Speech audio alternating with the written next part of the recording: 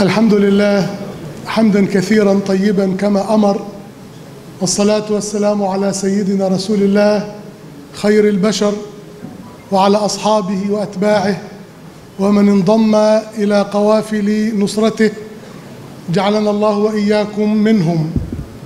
إذا كنت في هم وضيق وفاقة وأصبحت مكروبا وأمسيت في حرج، فصل على المختار من آل هاشم كثيرا كثيرا، فإن الله آتيك بالفرج. إن المستقبل لهذا الدين قالها شهيد الظلال، إننا والله نرى نسائمها الآن من خلال ما يحدث من بدايات نصر وعز وتمكين في بسالة المجاهدين والمرابطين في فلسطين، ومن انتصار المجاهدين وأحفاد الشهداء في أفغانستان، والبقية قادمة بإذن الله تبارك وتعالى. وما نراه في هذا البلد الكريم من استقبال المهاجرين ومن إيواء المستضعفين ومن الوقوف مع قضايا الأمة العامة، وفي مقدمتها ما وجدناه من ترحاب وتأييد ومساندة من الدولة التركية، لا سيما في مؤسساتها الدينية الكبرى، رئاسة الأديان ودار الإفتاء. في هذا الشهر العظيم، في شهر ربيع الأنور، أتمت المقاطعة عامها الأول، وهذا مما أجراه القدر ومما وفق الله له تبارك وتعالى.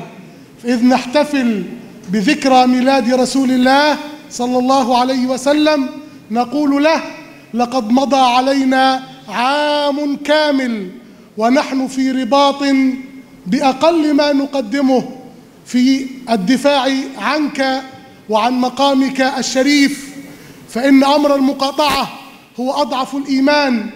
إن تولت أغلب الحكومات فقد وقفت الشعوب وقفة تليق بمقام رسولها صلى الله عليه وسلم.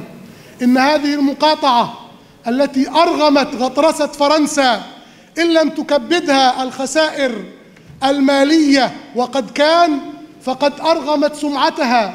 وكم تنفق الدول والهيئات من المليارات على تبييض السمعة. إن لم نصب فرنسا في درهمها ودينارها فقد أصبناها في غطرستها، وقد نجحنا في أن نتحد تحت راية عامة كريمة.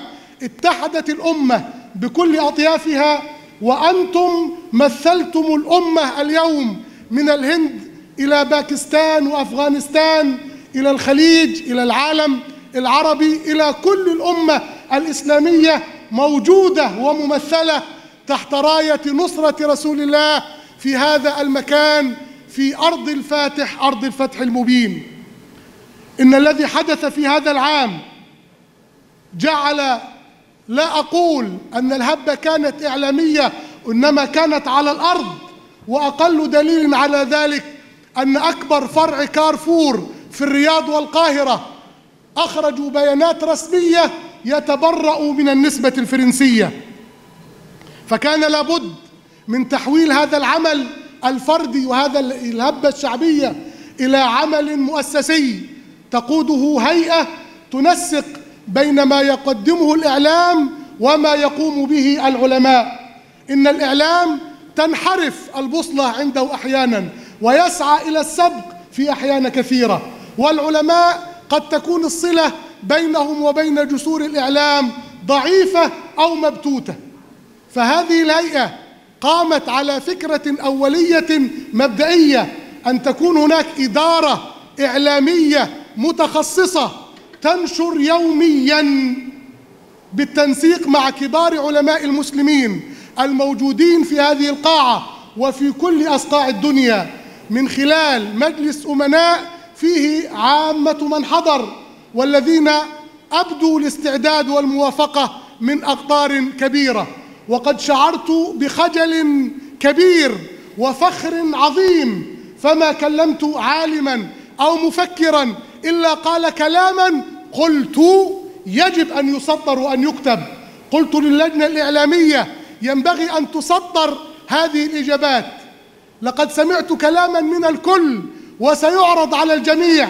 على سبيل المثال، مع بداية طرح الفكرة على سعادة أستاذنا الدكتور محمد قرماز ومولانا الشيخ علي القرداغي، كان زائرا هنا لإسطنبول، أعرض عليه الفكرة للمشورة، قال أنا معكم وأنا في الأمام وأنا حاضر، دون أن نتحدث عن دعوة أو عن حضور. مولانا العلامة الشيخ محمد الحسن الدادو كان في موريتانيا، فسألت عن المواعيد، قال تقطع المسافات وتلغى الارتباطات.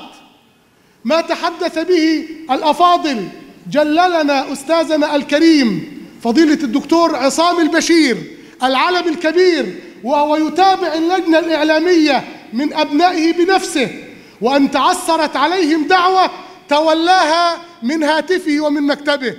كل هذا نصرة لرسول الله ووقوفا تحت لوائه الكريم. هذه فرصة واتتنا، وقد يأتي الخير من الشر.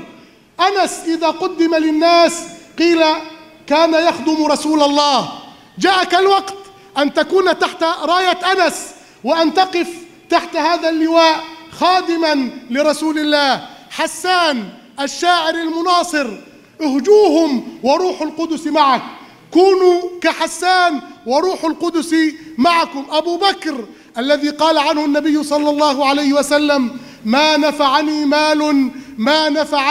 مال أبي بكر، فبكى وقال ما أنا ومالي إلا لك يا رسول الله. ونحن جميعا نقول نحن وأموالنا وأعراضنا وأولادنا وما نملك فداء لك يا رسول الله. واعلموا أن الكفاية حاصلة وأن النصرة متحققة، إلا تنصروه فقد نصره الله. إنا كفيناك المستهزئين، إنا أعطيناك الكوثر. وما بين إنا كفيناك وإنا أعطيناك ظهرت مواهب الجليل على نبينا الكريم، ولكن هو باب اختبار لك أنت، باب امتحان لك أنت، وباب خير فتح لتلج منه إلى نصرة رسول الله. يا أيها الذين آمنوا استجيبوا لله وللرسول إذا دعاكم لما يحييكم. وإذا كانت هذه وقفة الشيوخ والعلماء، فإني أقول بمنتهى الفخر أن هذا المؤتمر من ألفه إلى يائه فكرة مجموعة الشباب المصريين، جمعية الشباب المصريين في اسطنبول.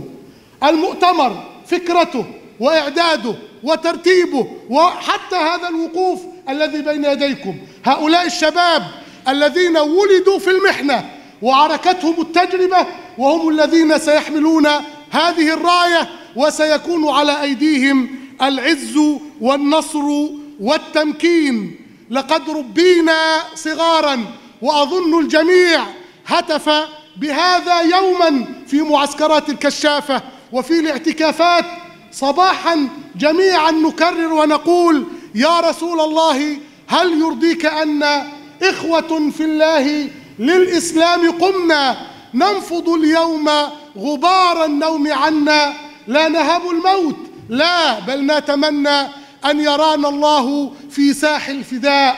قد أثارت دعوة الإسلام فينا روح آباء كرام فاتحين، واستجبنا للمعالي ثائرين، وتسابقنا إلى حمل اللواء.